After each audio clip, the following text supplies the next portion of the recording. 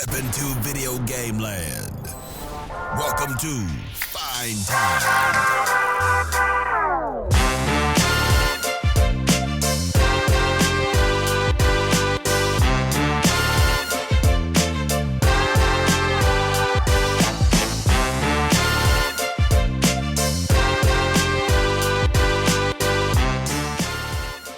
Hello, party people. It's your boy Dre. And Kevin, let's do it this way this time. It's my boy Kevin. Oh, suck it, Steve. Kevin's number one. Woo, woo, woo. Steve is number 2 in the toilet. I don't need to, suck it up to be in the toilet or whatever. It's fine. I'll get by. Man said the toilet or whatever. That thing you call the toilet. He doesn't know what to say. He's just flabbergasted for not being your boy this week. Mm-hmm. I think I'm going to get by because it's a fine time for everybody. I'm going to talk about one first because I did not talk about one last time because I was just, my life was a disaster. Now my life is not a disaster anymore. And I've been picking at this for a few months, and I think it's finally time for me to talk about Octopath Traveler 0.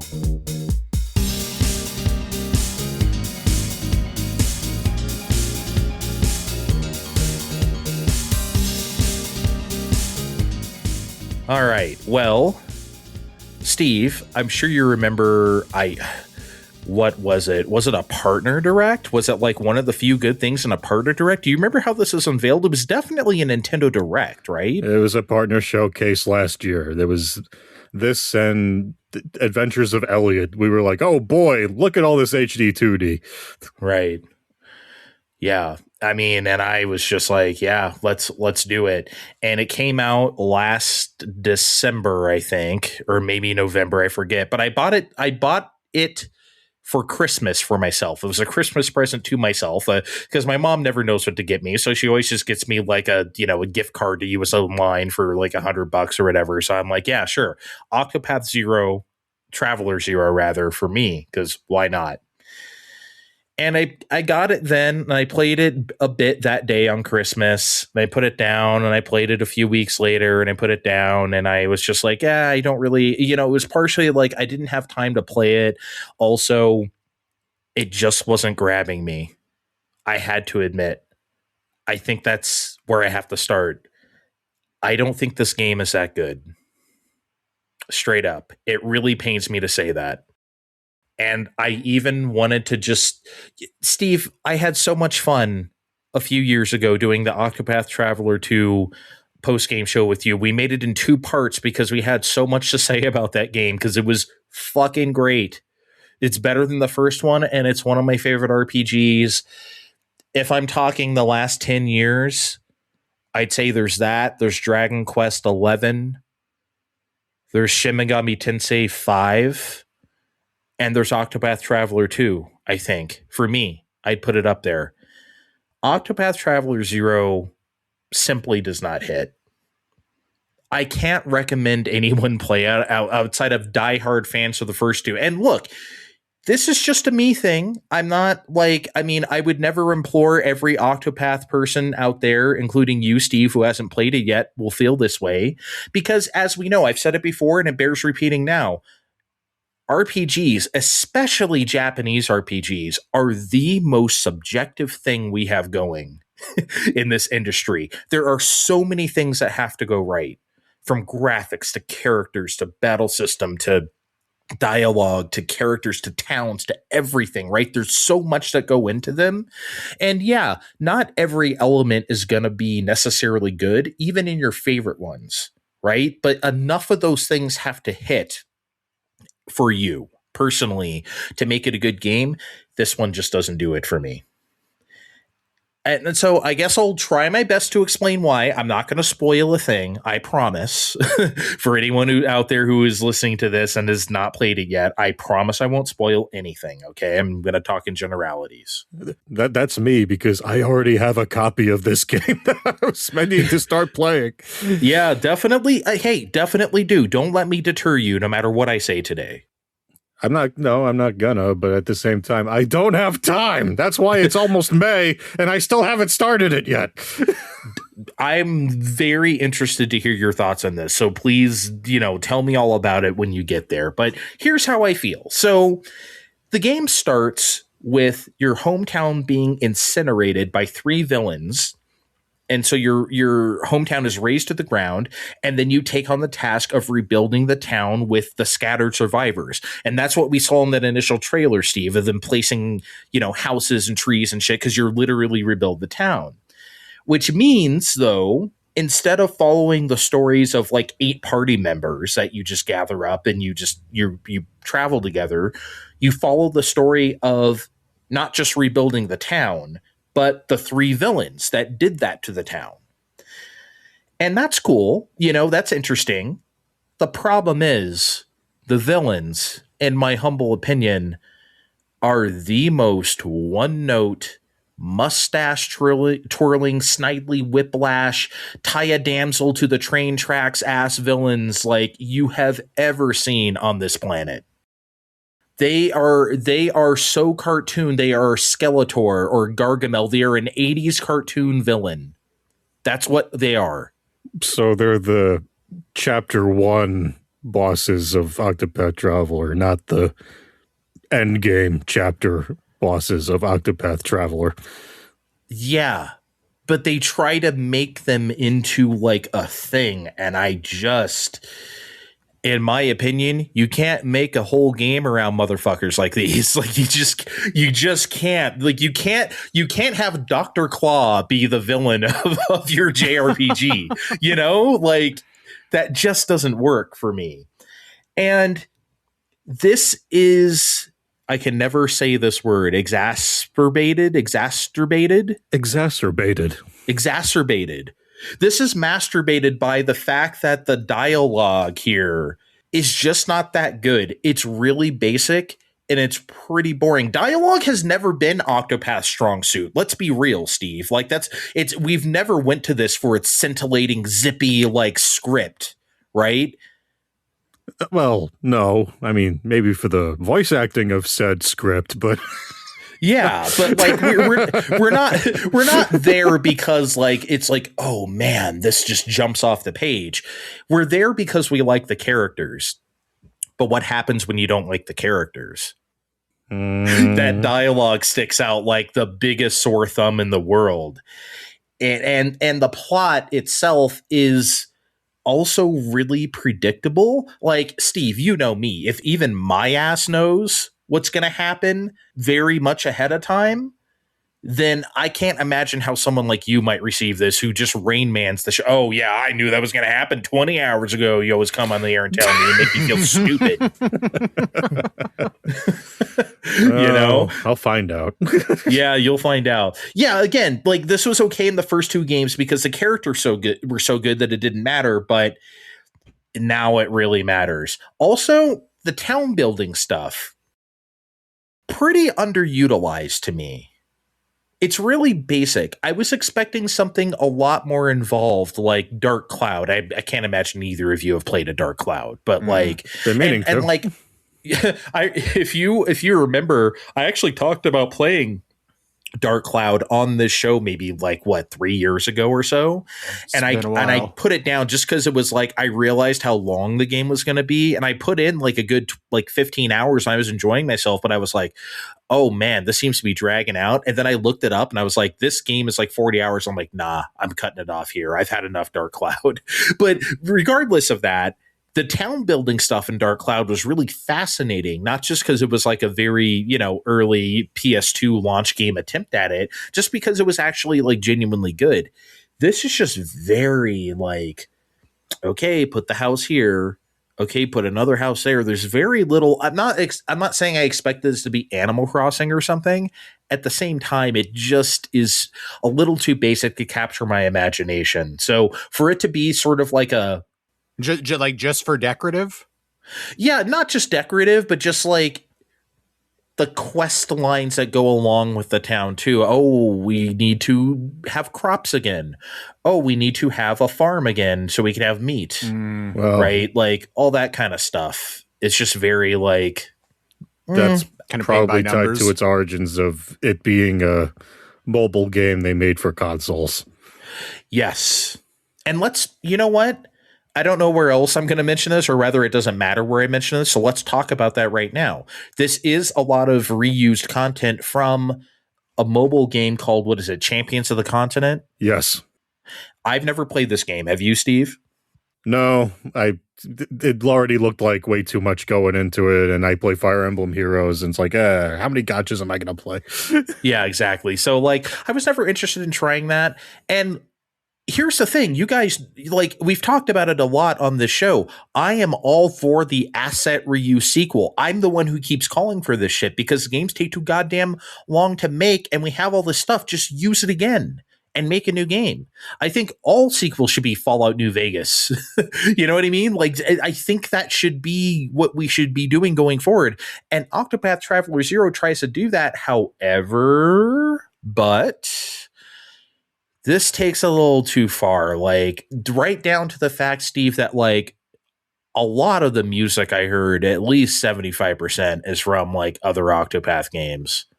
And I think that's where they lose me. I think they should have at least done an original soundtrack, because that goes so far in making it feel like a new game, even if all the other assets are the same.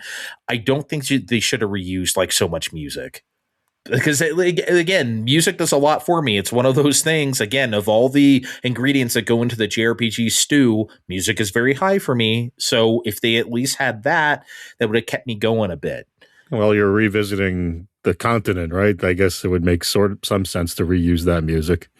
Yeah, reuse some. Absolutely. I'm not saying it should have been 100% original music. In fact, I would have never expected that. But it took a while before I heard a song that I didn't recognize, Steve. So it was just not enough for my taste. Maybe some people won't mind. I definitely did. Voice acting. You mentioned voice acting, Steve. That's also something I think falls kind of flat here. There's no more flair. There's no weird accents or anything. You're not getting a Hannett or or whoever this time. Everyone is just American. Or if you're a villain, theatrical American. Well, ha ha ha, I know there are people out there who made fun of some of the more fanciful ways that they spoke in the first two games, and those people are wrong and will always be wrong. But now look what we got. Everyone is just an American millennial now. Okay, hope you guys are happy because you got what you wanted. Okay, no flavor, no fun. Hope you like it now. Jesus. So the scenario in general, and Octopath really relies on its story and its characters. That's really the main draw, plus the battle system, which I'll get to in a second. The scenario in general doesn't really give you time to give a damn about anyone, even if they were interesting, because things just it's the Mario Galaxy movie of JRPGs. Things just, we're moving, man. No time to no. Don't think about that anymore. Just keep on. Yeah, we are almost rushing through this plot. It feels like sometimes, and as a result, people are presumed dead, and then they reappear with almost no drama to it because it happens so fast. Characters get amnesia, and then they are magically cured within the same chapter. Pivotal characters are killed with zero chutzpah, gravitas, if you will. One of the villain conclusions, Steve, was so stupid. I'm still shaking my head over it. It was downright, no, that doesn't make any sense. I can't, that's one thing. When you play this game, I cannot wait. When you complete that villain, that arc, I cannot wait to talk about that with you, because that was just no way. No fucking way. And not in a way that, obviously I'm not going to spoil Octopath 2 here on the air, but you remember the one of Octopath 2 with the Primrose was the first game, right? The lady from the second one. The dancer lady? The dancer lady. Do you remember the conclusion to that Nothing like that where you're like, what the fuck? Where it's like, oh my God, what the hell just happened? And it's like amazing. Not like that kind of like, what the fuck? This is like the bad kind of like, wait a second. Like, wait a second. And then it's over. That's the kind of conclusion it comes to. And it's just unsatisfying. It's just really unsatisfying. There's something else, though, that does a real number on the story in general. The main character is a creative character, which means that they are a silent protagonist. Ooh, not a good decision at all. And of course, I am by no means a silent protagonist hater. I am a Dragon Quest fan, for fuck's sake, obviously. But there are games where I do feel like a silent protagonist holds the game back. And Octopath Traveler 0 is definitely one of those games. Secretly, Chrono Trigger is also one of those games, but we can talk about that another time, I think. Right. Hey, it's still an A. It's still an A plus. Shut your whore mouth about Chrono Trigger. You were talking about Octopath Traveler 0 right now. It's still an A plus. It just would have been an A plus plus. That's all. If Chrono could speak, but hey, we can talk about that another time. But yeah, dude, like I said, the game begins with your town being razed to the ground, and then like people are dying, and then your character can't even speak to them. It's just an exclamation mark and like a thought bubble. That doesn't bring home the drama, man. Like, I'm sorry, that's not going to cut it. I don't know. Throwing that excuse behind, he's a creative character sounds stupid too, because you couldn't come up with voices 1 through 4 or voices 5 through 8 to do something. Yeah.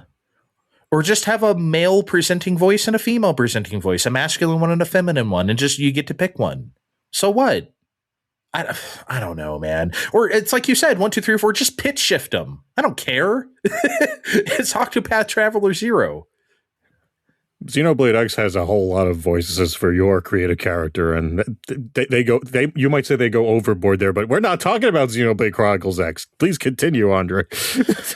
I think the only thing I really want to talk about still is something I haven't touched on yet, the battle system, which I forget how you feel, Steve. I think Octopath Traveler and 2 are like maybe the best JRPG battle system that's not the GOAT Grandia 2 for me. I mean, it is way, way, way up there.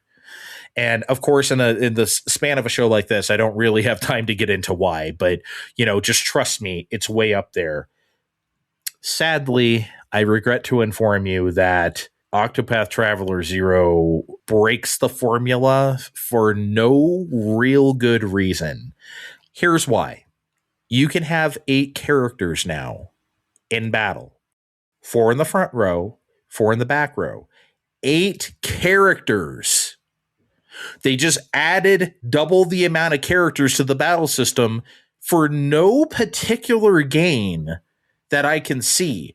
Guys, just do this thought experiment with anything else, a Final Fantasy, anything else you want to think of that already like has 4 characters in a party, a Tales game, doesn't matter what it is, and then add 4 more, make it 8 people at once. Wouldn't you just be like, but why? Like, I don't. That's how I feel playing this. I just don't understand why. I do. Okay, there is one mechanic that kind of makes me understand why. Spells or any other sort of attacks now that take MP, everything takes a lot of MP and you don't have a lot of MP. So your MP is short and they're expensive now. So, but every turn that goes by, the people in the back row gain some HP and MP. So I think the idea is you blow all your MP, then you put that person in the back row, and then they regain their MP, I guess. But like, that only works on bosses because every regular encounter in this game is a fucking joke because you have 8 characters now. So it's just like, I don't understand what they're doing.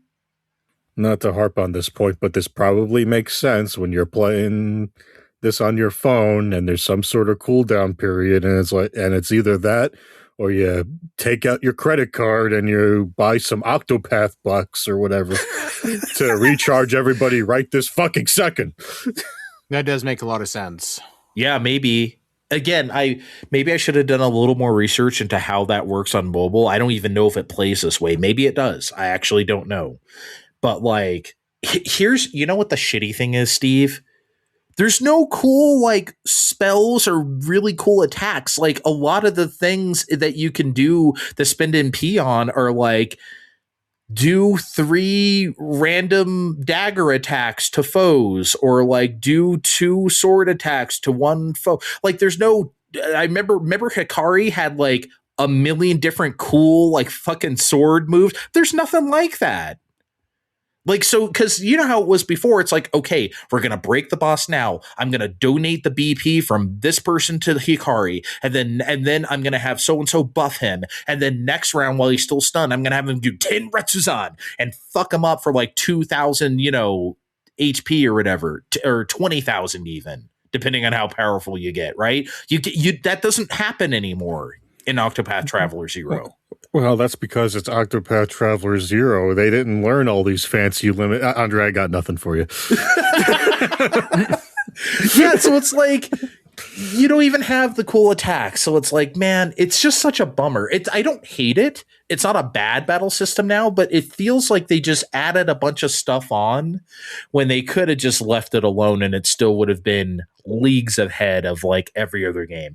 Anyway, I'll shut up, I guess. I've talked about this long enough. But like, if you're new to this series, if Octopath 0 is like your first one, this game might make you feel like you're missing something, like you're the one who's fucked up. Kevin, historically, you haven't liked these, right? I remember you played the first one and you didn't really care for it. I played the first one for like over 50 hours and I didn't not care for it. I think I just like got burned out on it after a certain point. I wish that was like a 40-hour game. Actually, that was my question. Is this a shorter game than the real 2?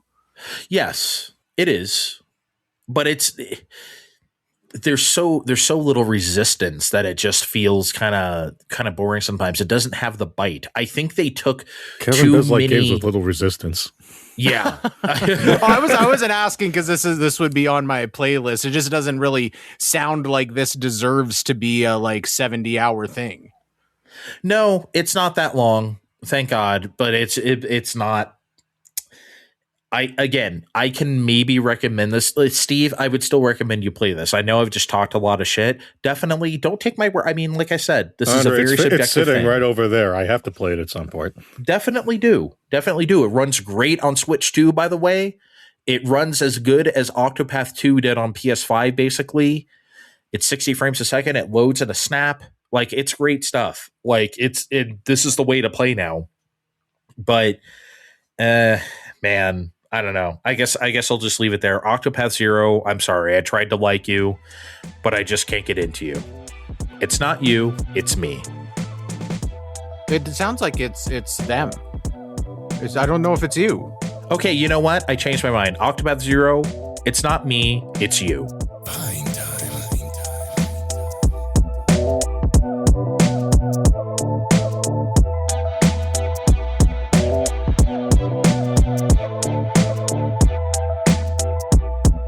Guys, the way you took to me pouring myself out on the air last week, lots of positive reception there. Thanks a lot. Really, I truly mean it. And so I prayed on it a little bit, and I figured, because you're all so nice about all that, including the Jesus stuff, that this time I would talk about Leisure Suit Larry 2 looking for love in several wrong places for real this time. You may start rooting. You treat this segment as it's like a follow-up to the Jesus game. It could be two things. I'm sure Jesus has played Leisure Suit Larry too. I mean, I already started this game however long ago, and I used it as the scapegoat last time, and I got other things I gotta work on soon. And anyway, brief refresh. I bought this set of perverted adventure games real cheap from GOG. They are unaltered aside from having a scum emulator attached to each one, so you can just run them fuckers on whatever you got. This tragically means that unlike the first game that got a beautiful glow up in the form of a VGA upgrade mode, the second game would never see this officially. I know that there's been a number of fan projects that are, people have tried over the years, and some look very nice, but, various stages of completion, fans only have so much time. I'm playing what I got. So it's EGA time. Do Leisure Suit Larry fans have a name for themselves? Are they like the Leisures? Are they like Larry sexuals or something? I mean, there's got to be something, right? I'd be calling ourselves the Laughers, but Okay. I'll look into this later. All right. So EGA, that's got its own charms, but it's a big step back too. Not just graphically. Come on, I'm a gamer approaching a certain age. I've seen much worse looking games, but also in the way it plays. The simpler, all point and click interface is out. We're doing a whole text parser here. And for those not in the know, that means while I can control Larry by pointing and clicking, if I want him to actually do anything, I need to type it out. Beginning to type anything, thankfully, pulls up the parser, but understanding how it speaks is the secondary challenge of all of these games that work that way. We'll get to that in a minute. So the last time we were here, you might recall a whole night's worth of shenanigans and lost wages where Larry Laffer, chronic loser, just wants to get some and falls short time after time until the end where he hits the proverbial jackpot in Eve. Of course, if this was meant to last, there wouldn't be however many more games. So in what could be as early as the next morning or maybe a few more days, nebulous time flow, we open to Larry mowing Eve's lawn. No, really, he's really mowing her lawn outside her house in, I guess, California. She pulls up, claims to have no idea who he is, and kicks him the fuck out, thus starting your new adventure.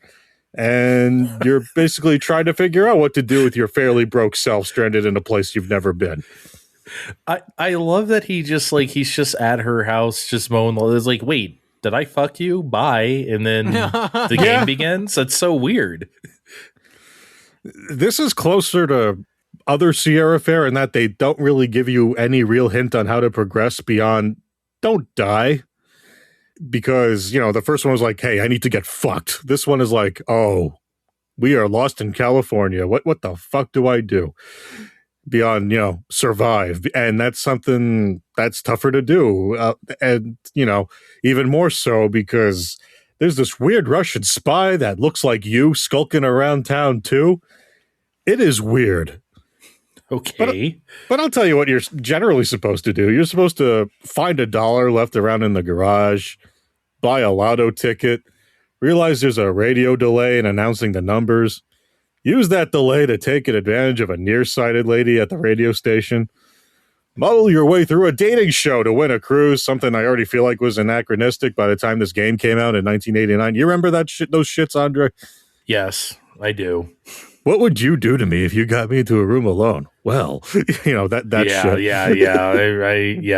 That was hot back then, kids. Just trust us. Yes, trust your uncles. Yeah. You muddle your way through one of them, and then after they hand you $1 million bill, you gotta try and get some essentials before your cruise ship departs that you won from the dating show, and that part is timed in the background, so you better hurry the fuck up. Okay, so you really got to get there. It's not that's contrivance. That's one of those. We got a timer in the background, so eventually that ship is gonna leave. So Larry's not trying to get laid at all at this point. He's only just trying to survive. There's not like a secondary. That's a great thing that you just brought up, Kevin. I know it's because the game likes to tease a lot of the time. The game starts with a simpler form of copy protection than the last. Match the lady to the phone number in your little black book that came with your game. Okay, GOG didn't provide it. Well, actually, they do. I found out earlier today on the GOG Galaxy launcher, if you right-click the icon, if you look on other executables, they do include the black book in that. But I'm like, oh, thanks for telling me, you guys. But you can look up. Mail you one. You just get a PDF. But it was nice of them to actually include the PDF, but you can easily look that shit up online. Of course. But I'd say that's a gateway to an adult situation. You can also type up "look clerk" wherever you see, if you're in a store somewhere, and if there are women, a woman, you get a portrait as rendered in EGA along with a message. There's a sexy, blonde, brunette, Italian woman across the counter. But then again, you find all women sexy. You could try flirting or whatever too, but they don't really respond like in the first game. They're all just trying to do their jobs, which I guess is kind of more realistic in a way, but also a stark departure from the first game. You're probably better off not jerking around too much anyway, because like I just said above, this game is strict. You better be doing every cryptic little thing it thinks you should be doing, or at least saving a new slot every time you make some notable progress. Hey, I'm good at that. Everyone likes to know I'm a chronic saver, because you can and will find yourself in a bunch of unwinnable states that you otherwise need to restart from. There's that cruise I mentioned, and boy, oh boy, those KGB guys sure want the uncle area is carrying around for some reason, because you wander in there after you win the lotto, and this nice Hispanic lady clerk just hands it to you, and you're like, oh, wow, I'm so charming. And I go, no, it's a whole spy conspiracy this time, because the 80s and the Iron Curtain's about to fall. That's exactly what I was actually about to ask you. Is there any women of color in here? You just answered my question. They treated Italian as a woman of color too, because I'm like, okay. I mean, that doesn't really count. I know they don't. Okay, let's get right to what I want to say. Is there a black girl in this game? Does Larry make eyes at a black woman? Do indigenous natives count? Sure. Why not? I think that's as close as, if you're asking, I think that's as close as we're going to get. Because we will get there. I promise. Sure. Because it takes a long time for us it takes relatively long time for us to get there. We go on the cruise. We got to hide this uncle from KGB guys. There's a microfilm in there. Oh man, the 80s. Ooh.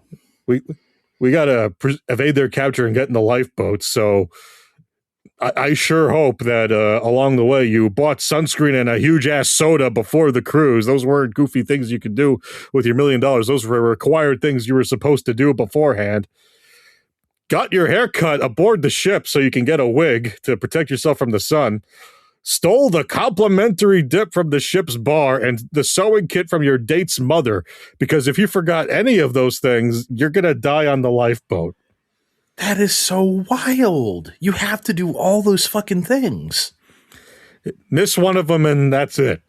Oh my God. Is this fun? Is this like fun to play, or is it just interesting?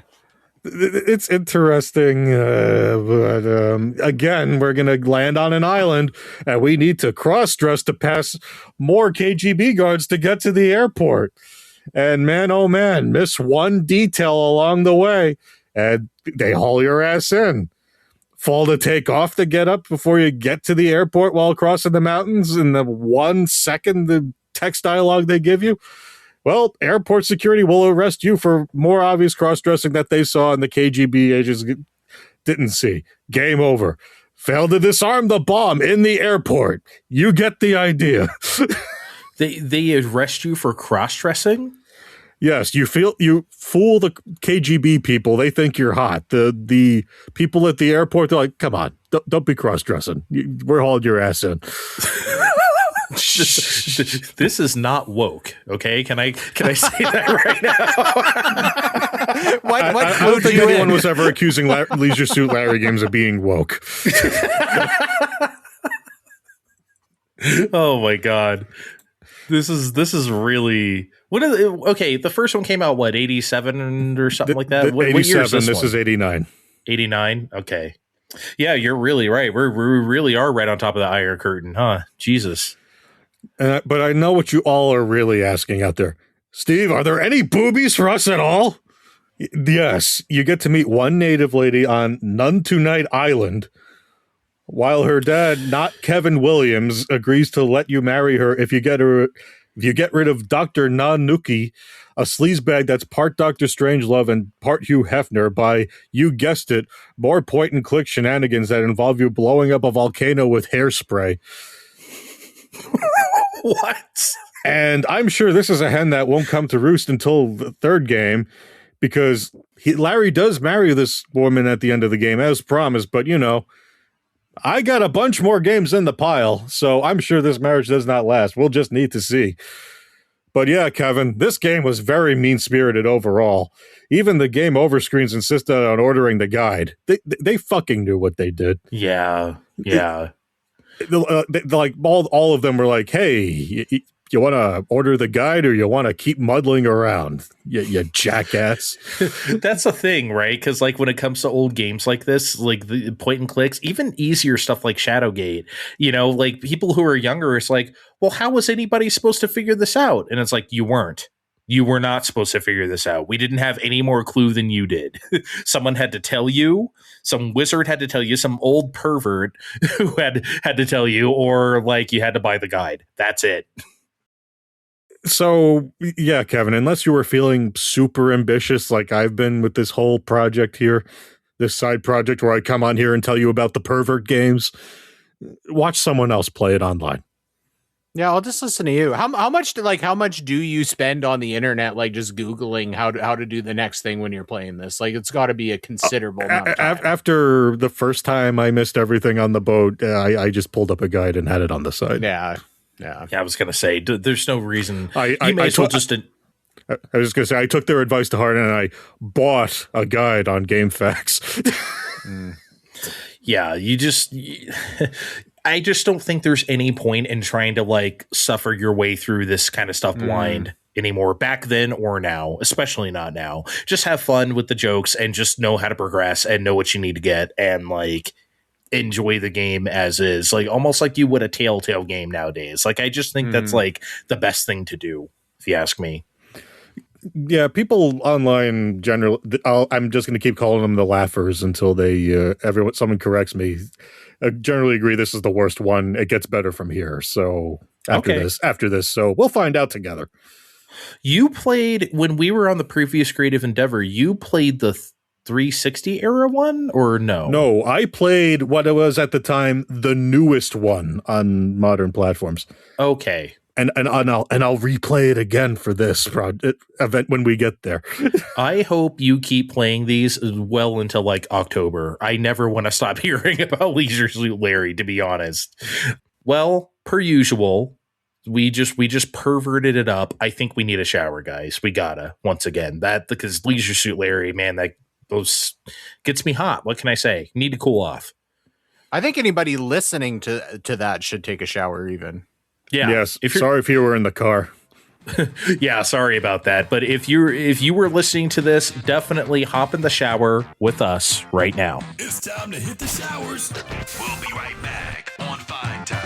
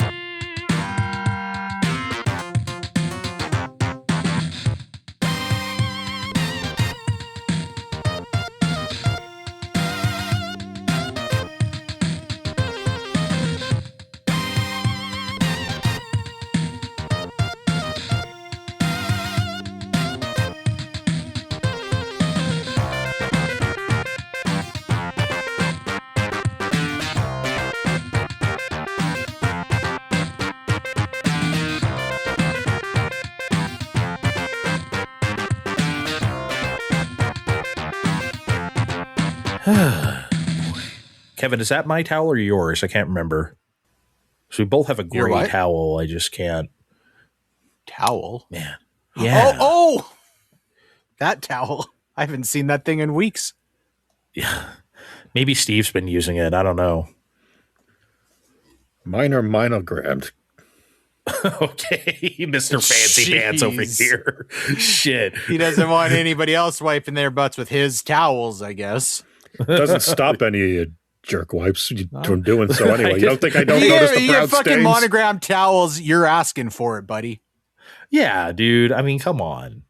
Everyone's going to look at that and it's like, I dare you to wipe your balls on his towel. Come on, you do it this time. I did it last time. Detergent is the cleanser, but okay, like serious question. I never know why people get weird about like towel stuff. Maybe I'm just gross. I don't fucking care. You're getting out of the shower. You're clean. I don't give a shit. Like if either of you were my roommate, I don't give a fuck if you used my towel or to like dry off once. I'm not saying I want to share a towel all the time, but if you like forgot yours or something, I mean, like you're out of the shower, you're fresh and clean. I mean, like who gives a shit? I don't know. Maybe are we talking like a towel that somebody else had already used and just hung up to dry, or like a fresh towel out of the laundry? No, like the one that I've maybe used yesterday, like once or something. And I know not everybody does this, but we are like one towel use people, and then they get washed. The thought of, and I realize you're clean, but the idea that like you got out of there and rubbed that towel on your gooch, because I'm using the towel to dry off everything. Right. And then like just knowing that it is on my face, even if you have properly cleaned your gooch, like that same section of towel could be on or around my mouth. And I don't like that. You literally just got out of the shower, though. You were 100% clean. So it's not like... I'm not worrying about my cleanliness. I'm worried that if you had already used that towel and it had touched your genitals and then is on my face, even if your genitals were clean, I don't like it. Yeah, if you used the towel already, I'd insist on, okay, we use this towel it's laundry time for this one. Right. I'm not saying I want to share a towel all the time. I'm just saying if I had to do it once or twice, I don't think that's like the end of the world. Some people think it's like, oh my God, someone used this towel, I can't use it. It's like, I don't know, man. But you wouldn't second guess if me and you lived together and there was only one towel around and I had already used it earlier that day. And like, even if you are confident that I properly wash my butthole, you want to like put any part of that towel on any part of your body. I don't necessarily want to, but if that was the only towel around and I really wanted to dry off, yes. If I'm taking a shower before bed and I'm just putting on my sweats and a shirt, whatever, I don't really need to dry off. That's fine. I don't really care that much. But like if I'm going to work or something and I really want to be dry before I put on my work clothes, yeah, sure, I'll use the towel. I'm not going to do it like without telling you or like, I use this towel, I'm just going to hang it back up or some shit like that. But like, I'm not going to be weird about it. It's just that like, I don't know. I don't think that's the like, line. Yeah, like some people think it's like the grossest thing on planet Earth or something. I was just like, I think there's a lot of other things that are way worse. I just don't think that's that big a deal. Yeah, and I don't think it's maybe that bad. And it's not you. I don't think I want to. Maybe this is why I don't want to like use a towel that I have already used that has touched my butthole either. I don't know. We use the towel. It goes in the dirty laundry. It gets cleaned, and then it's in the cupboard, and that's like where you get the towel when you shower. Okay. I mean, I get you. Some people are like that about it. That's fine. I understand. Sorry, I'm not trying to be hoity-toity. No, I mean, like I've never heard of anyone doing that, but I think everyone, if we search long enough, I think all of us have our little quirks about stuff that we want to like not reuse or touch again or whatever. So, I get it. Even though that's not one of mine. Anyway, Kevin, you got to explain to the audience. You made us. I know you insist you didn't make us, but I'm going to point the finger and blame you. You made us play this Bubsy 4D demo. I feel like I casually suggested it and everybody was earnestly in agreement is how I remember it, but maybe not. I don't know. I was curious. You know what? When I first seen the footage of it, I was like, I honestly was like, this doesn't look that bad. This would be like worth trying for interest's sake. And I think it was worth trying. It just wasn't very good, I didn't think. I thought it was okay. It was all right, but no, I wouldn't call it good. I wouldn't call it bad either, though. It was fine-ish. It's not like it's definitely not unplayable. It's not like, see, even when Steve talked about Balan Wonderworld or Wonderland, Wonderland, right? Wonderworld. I don't know. Wonderworld. Okay. Steve talked about that. That's like fun bad, and this isn't really fun bad. I just thought it was like quite weak. The humor is not good. It's like trying so hard to be self-aware, but it's not self-aware of how its self-awareness is going. I thought the controls sucked.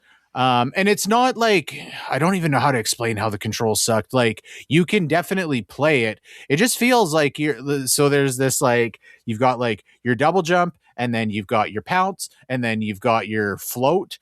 And it's just like, you're just kind of like mishmashing all of these things to get around the levels. Yeah, it feels like you have a lot of mechanics of movement and stuff, but you don't have the level design to warrant all these things. This isn't like Penny's Big Breakaway where you can do all these things and string them together to like have these cool like zippy moments and this momentum and shit.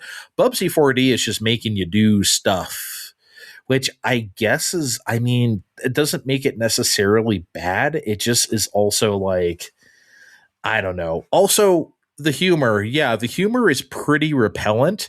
I skipped like every cutscene. After I heard them talk for like 15 seconds, I'm like, I can't do this. If I have to listen to them talk, I'm not going to actually play the game. So I had to skip a lot of it. And I was just like, please just put me in a level and let me play. Please, God, please stop talking. But who wants that from a Bubsy game? Even if you're the type of guy or gal or other to like, oh yeah, I'm going to play Bubsy ironically, haha, here is this thing that came back that nobody liked in the first place. Do you really want to hear them talk like this? Because I don't think you do.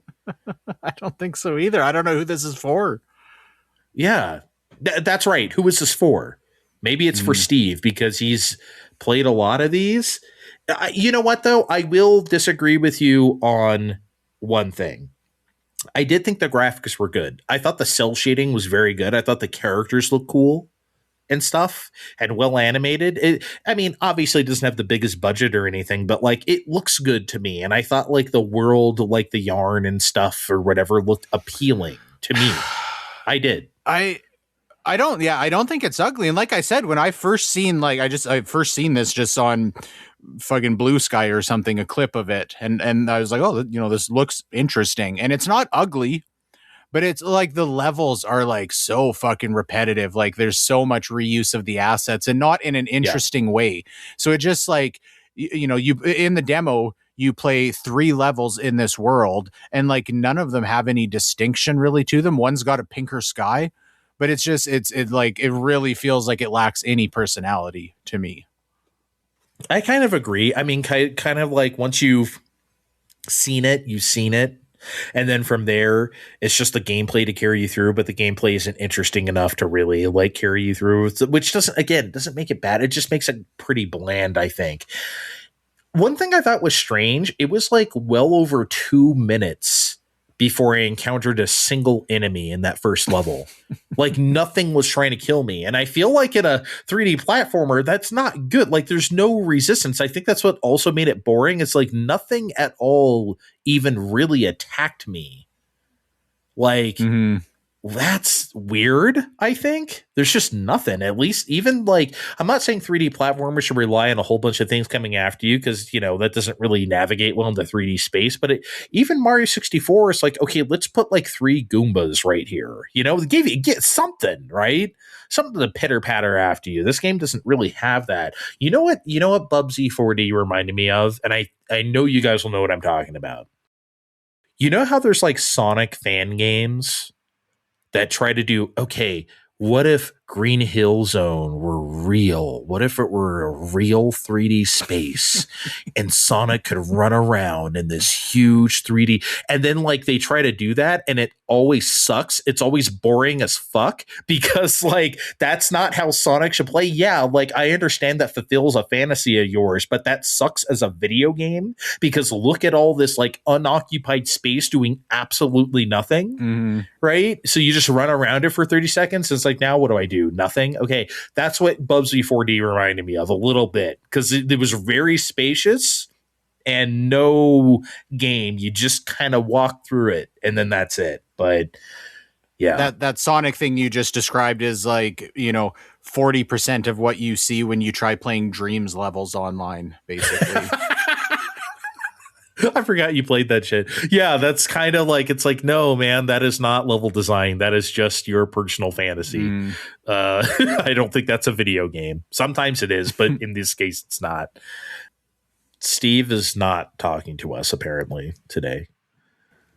Look, I know you snooty types with, oh, I don't play bad video games. Oh, I only used towels one time. Oh, but I like to watch baseball on my TV instead of the cell phone telephones. Okay, you know the fuck what, you guys? Take it from me. I'm the one that has to, well, I don't have to. I bring it upon myself. I play the garbage around here. More relevantly, I've endured a lot of fucking Bubsy in this past year. We played Bubsy 3D on the Super Pod Game Club last August. I think it was August. And I played it the real way. None of this, oh, we stuck in a real analog stick mode for people that want. No. I played that shit the real way last year. And oh my God, that was bad. And you know what? This is oh fucking K so far. It's not winning anyone's Game of the Year award anywhere. Let's be real. And I'm not expecting it to. But based on what I played so far, it's going to take a lot from this point for me to come back on here or anywhere else and tell you that this game was bad. This wasn't Balan Wonderworld bad. It's not even Bubsy 3D bad. The camera isn't even as obnoxious as certain Sonic 3D game outings. It's fine. A lot of people will probably get this for $10 down the line, and they'll like it okay, and that's going to be what people remember Bubsy 4D for. Are you one of those people? Oh, no, I'm buying this game like day one, and I'm doing it for... I have a project coming. Okay, so we said we don't know who this game is for, and we uncovered the mystery. I've been playing the other games on the collection, and oh my God, they're bad. This is fine. You know what, though? I will say about the camera, I do like that it's completely 100% manual. This thing doesn't snap to any attention to anything you're doing. You have to manipulate that thing the whole time. And I don't mind that. Like I'm sure like people who are maybe younger or used to, platformers kind of wrestling that away from you sometimes might kind of balk, but I don't really care. That's fine. If you're going down those half pipes and why can Bubsy turn into a ball, by the way? That makes no sense. I guess I shouldn't be questioning this now, but it's like I'm doing half pipes as a ball. Yeah, they said it's a new thing. We're just going to go with it for 4D. I guess whatever, man. Whatever's fun. Bubsy is not exactly known for its rich lore, I just don't know why it keeps coming back, man. I don't know. I don't disagree with your camera perspective, but I also because I think the controls are stupid here. And so when it is just jump, pounce, jump, float, turn into the ball, which the ball is entirely fucking unruly. I don't want to be manipulating the camera on top of that. This demo takes 15 minutes if you are watching the cutscenes, maybe 20. And my hands felt uncomfortable after playing it. Oh, your hands felt uncomfortable? Well, that's nice because remember in Balan Wonderworld where everything was one fucking button? Here we're blessed where everything is its own fucking button. Isn't that fucking great? It's the opposite problem. It's the exact opposite problem. I hate. What problem? This is great. Everything works. It's a video game. Yeah, there's a lot of buttons you got to press. I don't want to press that many buttons for goddamn Bubsy. Okay, like I don't want to. Oh, a bunch of babies on this show. Sometimes Oh, You I are swear so to God. easily God. amused, Steven. I'm not easily amused. No, come on. Yeah, I'm using your towel extra next time. I know, Jesus Christ, Use monogram it on my ass. most sensitive spots. Jesus fuck.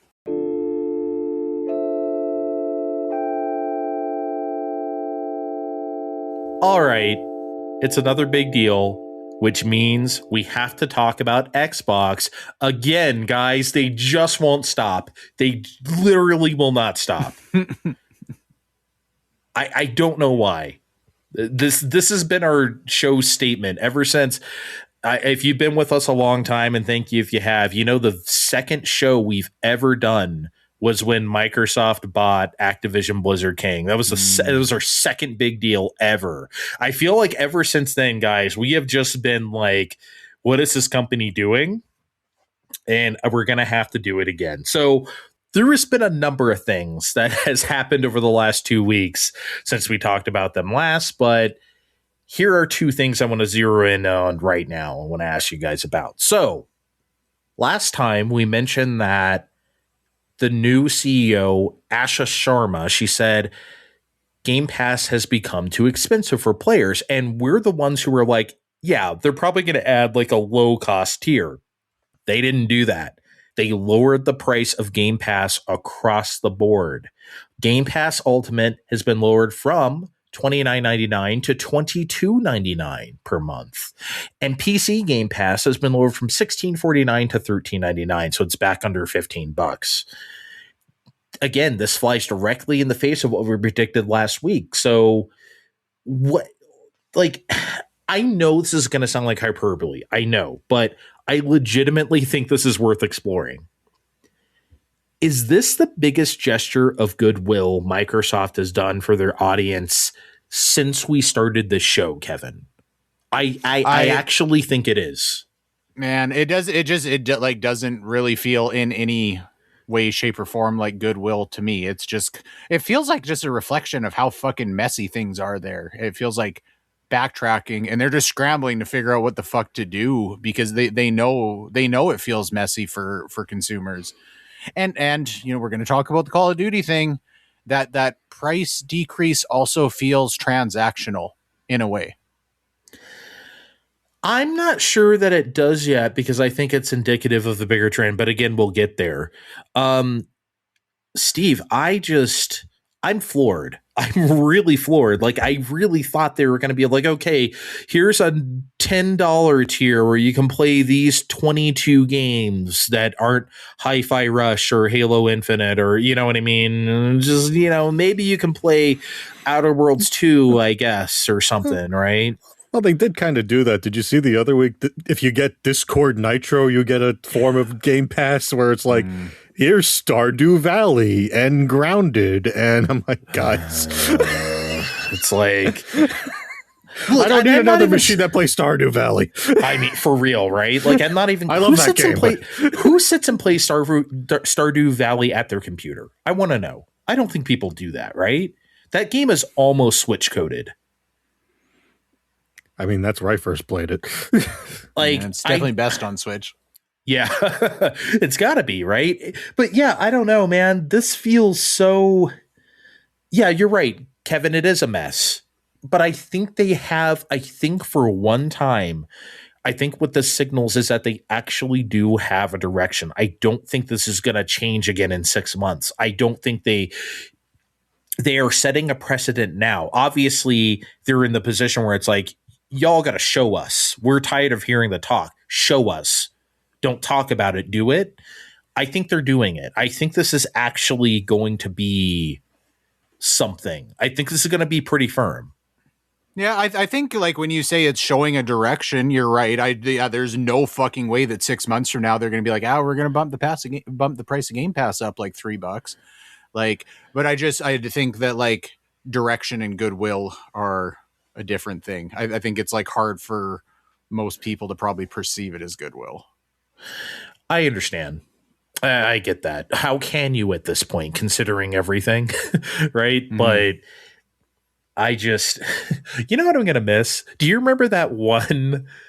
I don't know if it was like the disaster interview where after Redfall, where Phil Spencer had to go on that show and be like, "Hey guys, here's what's going on." It may have been after that. I think after that. Maybe it's after they can't. No, it's not after they canceled Perfect Dark. I think it was before that. Point is, there was one show where it was Phil Spencer and Sarah Bond was also there, just giving away stuff.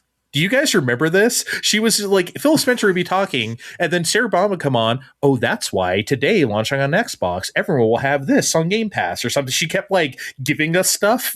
I don't remember that part. Do you remember that? Yeah. I don't remember that part. I just remember the Redfall stuff. Yeah, it was after that. She was there to just give us stuff. And that will be the lasting memory of her for some reason. Just like Phil Spencer doing the PR stuff, smoothing it over. And then she's like, "Hey guys, how about this right now on Game Pass?" Like, it was just like so transparently, like, we know exactly what you guys are doing. Okay. As we alluded to, along with this announcement that Game Pass prices are dropping, in the same press release, they said Call of Duty games will no longer be available day one in Game Pass. According to Bloomberg, Microsoft gave up more than $300 million in sales by sticking to their guns with Game Pass by putting Black Ops 7 on there.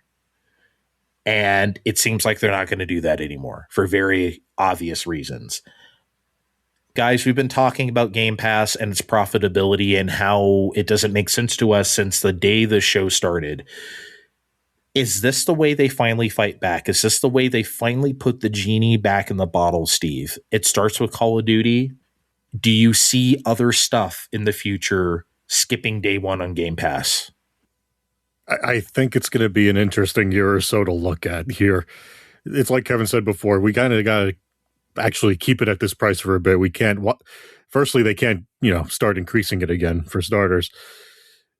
On its face, I think this was a good move actually, because we saw what happened to Call of Duty, like, shit the bed and even go on like Ubisoft emergency sale. Like after that, like, okay, I get why this was the exchange. But I think if they quickly unpromise anything else already slated for day one Game Pass this whole time, like Fable, they lose a lot of much needed goodwill and, a time where we keep saying they don't have a lot of that right now. So maybe it's like how you keep saying, sort of, where certain future releases don't arrive on the service day and date with Project Helix, another elephant in the room that we're not talking about right this second, but we'll see. The answer is maybe. Kevin, I think I don't think Call of Duty alone can, like, taking that away can drop the price of Game Pass Ultimate this dramatically, I guess. I just don't feel like that can only be it. I know Call of Duty is a huge deal, but I don't see a world. Okay, I'll just say it straight up. I don't see like Elder Scrolls 6 being day one on Game Pass. I don't. Oh, yeah. I don't see it. I mean, I don't. I feel like pulling Call of Duty in the first place was a bad look, and as soon as they do have something else like that or Fable or whatever, and it's not going to be a day one Game Pass, like, it really like kills the idea of what they have sold Game Pass on all of these years. So if there is value in Game Pass, it kind of needs to be like play all of the big releases that we put out, and you pay Game Pass and you don't pay anything else. And I feel like once it gets into a like wait and see if a big thing will be day one or not, like I feel like there are too many eggs in the Game Pass basket at this point to like make it that. Because then, like, I really do think if all of a sudden, if Elder Scrolls 6 is coming out and they're like, we're not doing this day one on Game Pass, like, they have like a fucking huge disaster on their hands that they have like no idea what that's going to look like. This is actually, and I'm just kind of thinking about this now, relevant for me. And Steve has made fun of me for this over the years. I've had Game Pass for the last like 6 years because for years, you could get you could like pay for 3 years of Xbox Live Gold at like the old Xbox Live Gold price, which was like insanely cheaper. And then as soon as you got Game Pass in any way, shape, or form, all of that like upfront subscription you had bought, you would like just have converted to Game Pass. And it's not like prorated. It's not like you paid for 3 years of gold, so you get 1 year of Game Pass. You get 3 years of Game Pass. So the first time that I got Game Pass, I paid for 3 years of gold, and then I got the 1 month of Game Pass for $1, and then I had 3 years of Game Pass, and then I didn't have that deal anymore. So the second time I did this, I literally bought 3 years of gold, and then I went and I bought a box of Pizza Pops that had a fucking coupon inside of the box with a code for 14 days of Game Pass, and then I had 3 more years of Game Pass. And that Game Pass, my 3 years is up like middle of May coming up here, and like thinking about keeping Game Pass is not even like remotely on my radar. Ironically, it runs out like 4 days after Forza Horizon 6 comes out, which I am very intent on playing. So I'm just going to buy Forza Horizon 6 and play it, so like that's kind of a mark towards them. But on the flip side, like, do I have like buying Project Helix is even like a fucking tiny little thought in my head at this point? No. Now, we talked last show about, Andre is saying that they could make Elder Scrolls 6, day one exclusive on Microsoft hardware. Maybe that changes things, but I think there's like so many pieces that fall into this that there's too many variables to like even try and figure out what makes sense, because they've got such a fucking mess of their own making on their hands, I think. It's tough to navigate this, Steve, when you have a console that nobody cares about. Like, if Xbox was at least kind of hot right now, like, obviously, like, PlayStation is weathering the storm with the Jim Ryan stuff and their shitty first-party output this generation, because everyone's buying a PS5, the hardware is very good, and it's like a brand that means like you can tank some of that, right?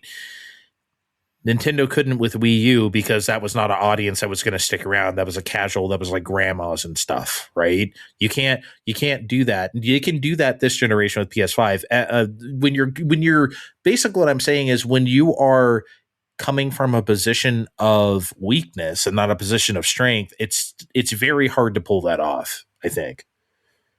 Honestly, I'm just looking ahead, because I feel like everyone's kind of lodged in where they are right now. I mean, those systems came out in 2020. I mean, I don't think anyone else is buying a system right now. I think everyone's got to be looking towards what's next: Project Helix, PlayStation 6, and what all that really means. Kevin, I only really made fun of you because where you got them from the Tostino pizza pockets for whatever. I mean, and let's be real, but I mean, it's like you just said, it's only really bad for Xbox because they are where they are. They already promised Fable day one on Xbox. If they slide back on that now, that's bad. Everyone's going to jump on that forever. They haven't made such a promise for Elder Scrolls 6 because that game hasn't existed outside of some brown mountains however many years ago. So yeah, that is not a real game yet, if you ask me. So when that game finally does exist, they could say, and we're not putting it on Game Pass for at least 6 months, and have some credibility left.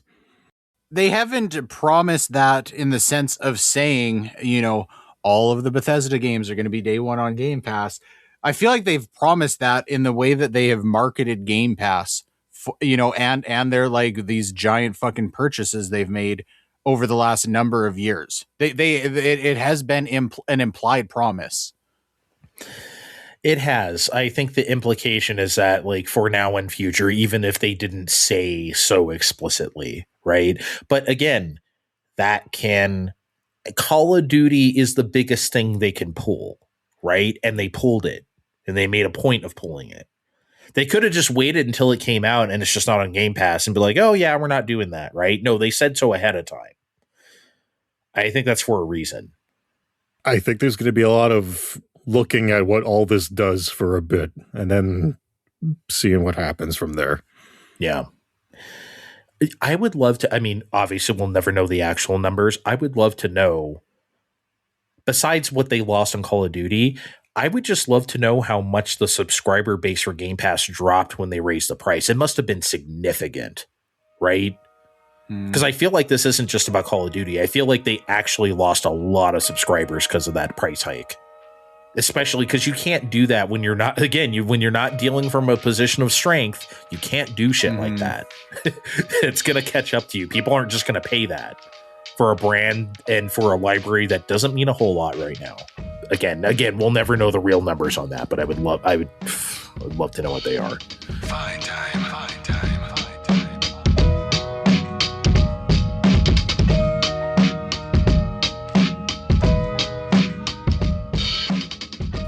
All right, guys, let's talk about Xbox more. We've got a little peek behind the curtain. We've been sitting on this story for a few weeks.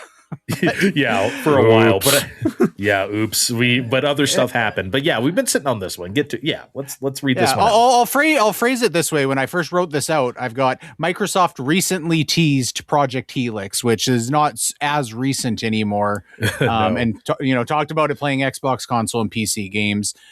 And a further quote from Xbox rep Jason Ronald says, as part of our 25th anniversary later this year, the game preservation team will release some iconic games from the past that are now going to be able to be played in entirely new ways.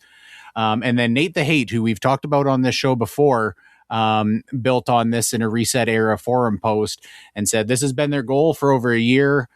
I think I made a comment about it before, but Microsoft back-compat team has wanted to bring and make your OG Xbox and Xbox 360 digital library playable on PC, which doesn't seem like a stretch to me, like given the context of that previous quote.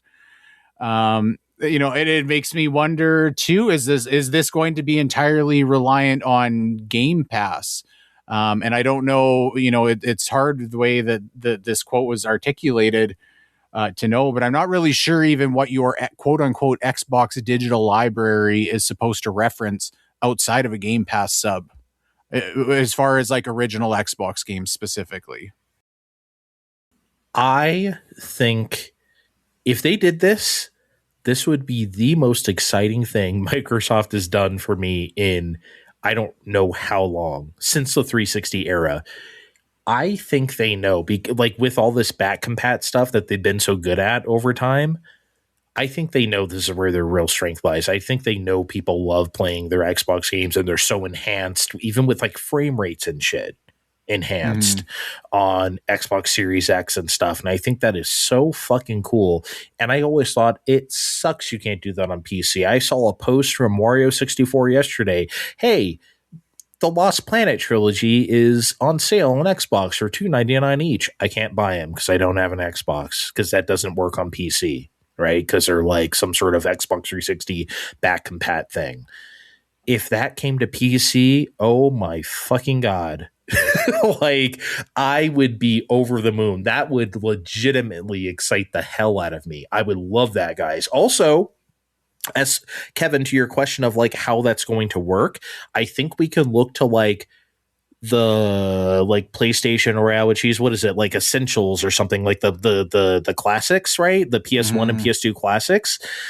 So like when those first went up, yes, I had like PlayStation Royale with cheese. However, if you don't, you can just buy them for $10 or something.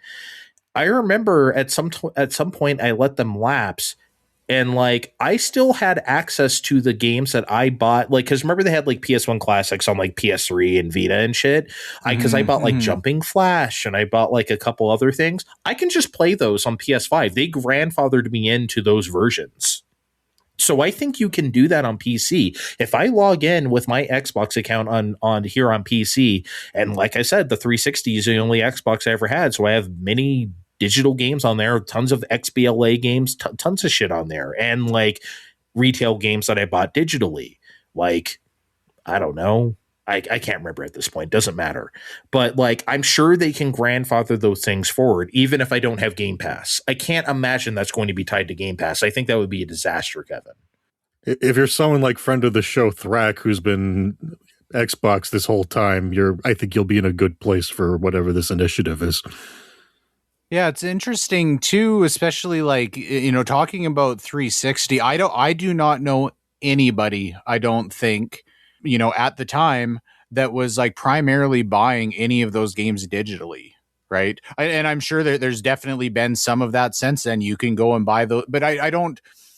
this almost goes back. We were just talking about like that Redfall interview. That interview was when Phil Spencer was like, well, we lost the last generation the last generation was the worst one to lose because that's when everybody built up their digital library. And there definitely is a thing, I think, like in the 360 era, like I don't think there's a lot of people that have like current digital ownership of those games other than Andre. Because by the time that got to be a thing, that's more when Xbox was pushing subscription forward stuff more. So I don't know. It's just, but I also, would they talk about this digital library as being its own subscription classic service? And that just like muddies the water even worse. And furthermore, when we last talked about Xbox 2, Andre, you were talking about like the need for them to isolate the console from PC even. And then, if we're talking about PC emulation and tying it to your library, that gets muddy too. There's so many fucking variables to try and like figure out, how do you like make a unified like path forward that consumers can easily understand and get on board with? Yeah, that's what that's why I also wish they would do, besides everything else I said about it, is make console, make games. If you try to do all this other stuff, it gets so fucking, one of the smartest things, obviously after the Wii U marketing disaster, it's not the only reason why it failed, but the marketing sucked on that thing. People didn't even realize it's an accessory for Wii, the whole bit, as we all know. I remember when Reggie's first interview about Switch before it came out. What is Nintendo Switch? I forget what this was on. He said, Nintendo Switch is a home console you can take with you. He didn't say it's a hybrid console. He didn't even use that word. He didn't say it's a portable, but you play it on the TV. You can play. No. It is a home console that you can also take with you. That's it. So, and I don't think, Mike, I don't know how they say, what do they say about Project Helix, right? It is an Xbox PC. Like, they have to find a way to like make that very communicable to people. Mm-hmm. It's not even communicable to us, and we like pay attention to this shit, right? So I don't know what chance, my mom has of like understanding what's going on here, right? And that's who you have to worry about, not us. Fine time. All right, guys, I have a question before we leave. Just one quick one. I don't know how long we can talk about this because the answer just might be no, and then we'll be like, okay, good night, everybody. But I want to ask you guys both this. We know what's going on right now with RAM prices, parts prices in general, graphics cards. All technology prices are through the roof in a way that's insane and basically not affordable for any regular person right now. So here's what I want to ask. Let's say everyone sticks to their guns and PS6 comes out next year. Project Helix comes out next year. You know what? Forget about Project Helix for now. Let's just make this about PlayStation. PS6 comes out. It's $1,000. It's a G. Is there anything? I know I always make jokes. The console better blow me for that price, whatever. Steve, is there anything they can do? Is there anything they can offer you? Is there anything they can say to you? Is there any games they can show you that will make you drop a G on a console? Nothing that PlayStation offers me, no. And I can't even fathom spending $1,000 on a console. Even in Nintendo Land, I'd have to wait. Well, if you wait, it'll be $1,200 in 2033. Yeah, that's the other fucking problem right now. I know we're the Nintendo Forward podcast, but if Kevin was going to offer me some money right fucking now, that Switch 2 is going up in price in June. Oh, yeah, it is. I'm telling you right fucking now. They're keeping it where it is until June so they could say, guys, we kept it there for a year. We tried. Oh, well. Kevin, I think... Well, actually, I want to hear what you think first. So is there anything they can do? A game, a technology, a graphics that blow you away? Is there a controller innovation? Is there anything they can do at all to make you drop a G on a PlayStation 6? Man, no. And I've got a like very similar answer to Steve, honestly. Like, I think you know what, regardless of like what it is, just knowing like if it was Nintendo, I can see me regardless of like what the technology is and what it should cost, I think that would be where I'm like, I know I need to get a Switch 2 at some point. This is just like a thing I need to have in my life, like during this period of time. And even if that's like a wildly unreasonable cost, I would do that for Nintendo. I cannot think for PlayStation 6 of a scenario that would be like, I just can't fucking say no to this. I think I would have a similar answer at 800 American dollars. We're still well over 1,000 Canadian. But what's really frustrating about that too, and I remember you guys giving me shit for this years ago, like when current gen stuff was coming out, PS5 and Xbox, and like I've said this for a long time, like it's hard for me to like get that excited about these new consoles, because it's such like, I always feel like it's like an incremental upgrade. And I did eat my words a little bit and said, yeah, the SSDs now, really that was the upgrade. But I think at this point, I'm like really ready for PlayStation 6. I'm really ready to like feel like I've got something like, that's like, it feels like it's time. I want like something that's like fucking super powerful and that looks like really slick and that like makes 120 frames a second like a standard thing, and not a like, hey, maybe you can have this once in a while if it's like a fucking jimmied enough experience or whatever. So I am ready for that. But yeah, like that's just like too cost prohibitive to justify at $800. I mean, it's tough for me because, like, would I drop $1,000 on a console, or PS6 in particular? Yes. They would have to get me, though. They would have to. I don't know what that would be. See, that's the tough part. If you're asking me, well, what could they do? I don't know. So I don't even know how to answer my own question. I'm willing to spend the money, and don't get me wrong, I can't just drop $1,000 on fucking anything anytime I want. I don't have it like that, so I'd have to really plan. However, I would be willing to. My other problem is I'm looking at my year of PlayStation 5 so far as dictated by my butler. That's why I affectionately call the app. And so far it's been, well, Steve, so far you played a bit more Final Fantasy VII Rebirth, and you played a few demos, and you played through Bubsy the Woolly's Revenge recently. That's pretty neat, huh? And not much else. I mean, I play. What have I done this year? Romeo was a Dead Man. I have Sorrows. That came out. Yeah, I have Sorrows Marvel waiting Rivals. to unlock. Yeah, Marvel Rivals a lot. I have Sorrows waiting to unlock on my PS5 as of this recording, like maybe like a few hours from now, which I can't do because I'm going to be editing this stupid ass show, so I can't be playing that. It's not that they don't have games; it's that I don't have time. And I'm definitely not going to spend $1,000 I don't have, or even plan out to have, to maybe play a handful of games that I can't do. I'm just let me like go ahead. Flip this. Let me flip this question around to you, Andre, because you're the only one who's like willing to bite. In turn, if they come out and announce PS6 tomorrow, and they say like, we're not, it's gonna have great games. You don't know what they are yet, and it's going to be $1,000, or you can trade your Switch 2 for it, and you can't get another Switch 2. For a PS6? No, I don't think I can do that. Yeah. I would not give up Switch 2 for PS6. There's no way I can do that.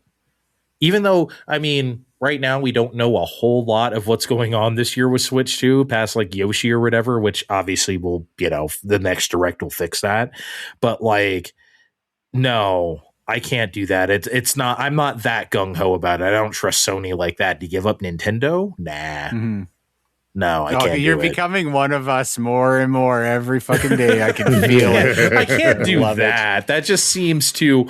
Again, I don't think there's anything they could offer me on that system to make me give that up. That's not happening.